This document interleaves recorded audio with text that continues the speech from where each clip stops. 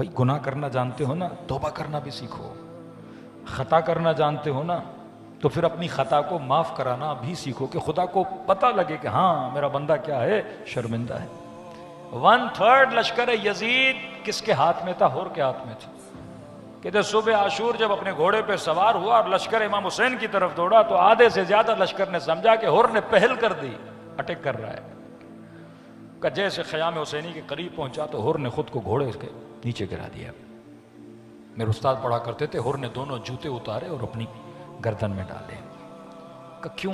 کہ عرب جب اظہار تضرع کرنا چاہتا تھا تو یہ کام کرتا تھا. حضرت موسیٰ جب اللہ کی ملاقات کے لیے گئے، آواز آئی فخلع علیک، موسیٰ اپنی جوتیاں اتارو. کہ توبہ کی نشانی تھی کہ ہور نے جوتے گردن میں ڈال دیے، ہاتھوں میں رسیاں بندھوائیں، آنکھوں پہ پٹی باندھی. بھائی غلام اور بیٹے کو کہا کہ جب حسین آئے خیمے سے باہر تو مجھے بس اشارہ کر دینا. سردار تھا لشکر کا، اپنی انا کو پاؤں کے نیچے روندنا ہور سے سیکھو. کہ ایک مرتبہ غلام نے کہا اللہ اکبر. کا کیا ہوا، حسین آ گئے؟ کہ نہیں، آقا علی اکبر استقبال کے لیے آئے.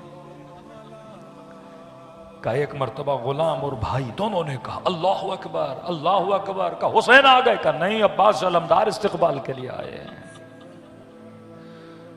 کہ ایک مرتبہ تینوں نے آواز بلند کی اللہ اکبر. کا کیا ہوا؟ کہ خود حسین خیمے سے نکل کر استقبال کے لیے آئے ہیں.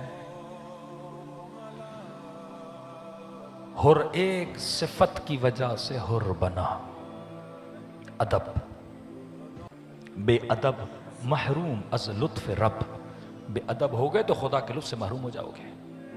ماں باپ کا ادب کرنا سیکھو، بڑوں کا ادب کرنا سیکھو، مؤدب جوان بنو. یہ وہ صفت ہے جو تجھے حسین کی طرف جذب کرتی ہے. کچھ ان کی صفات ہے نا کہ ہم ان کی طرف کھنچتے ہیں، کچھ آپ کی صفات ہیں جو اہل بیت آپ کی طرف کھنچتے ہیں. امام حسین آئے، ہور کے ہاتھوں کو پکڑا. کہ ہور اپنے ہاتھوں میں رسی کیوں باندھی ہے؟ رو کر کہا مولا اے کاش یہ ہاتھ کٹ جاتے، آپ کی لجا میں فرس میں ہاتھ نہ ڈالتا. کٹ جاتے، بے ادب ہاتھ تھے، جاہل تھا، غافل تھا. کہ معاف کی تیری بے ادبی، اپنے ہاتھوں سے رسیاں کھولی، آنکھوں سے پٹیاں اتاری. اور آنکھوں پہ پٹی کیوں باندھی ہے؟ کہ مولا اے کاش اندھا ہو جاتا، کبھی حسین کی آنکھوں میں آنکھیں ڈال کے نہ دیکھتا. بوسا دیا ماتھے پہ. کہ ہور تیری یہ خطا بھی بخش دی. سینے سے لگا کر کہ ہور جنت مبارک ہو.